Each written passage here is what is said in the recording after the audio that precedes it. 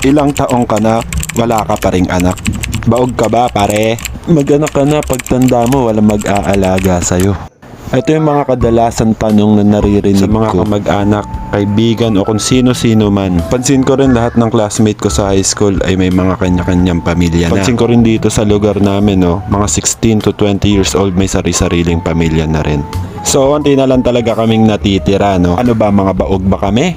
Takot ba kami sa responsibilidad? Masyado ba naming ine-enjoy yung pagkabuhay binata? Alam nyo, sa totoo lang guys, konti-konti ko na rin napapansin na malaki yung advantage kung hindi ka pa mayaman tapos wala ka pang anak. Like, kaya mo i-execute lahat ng magiging ideas mo. Kung ano man yan nasa kokote mo. Pwede mo ring pag-ipunan yung mga bagay na gusto mo na alam mong hindi mo magagawa pagtanda mo at nagkapamilya ka na. Ano nga ba yung tamang edad para bumuo ng isang pamilya? Sa totoo lang ay wala naman talagang tamang sagot. Totoo lang, napakahabang diskusyon na to. Sa tao din naman talaga. So, kung gusto nyo magpamilya, edi go. Kung ayaw nyo, edi go.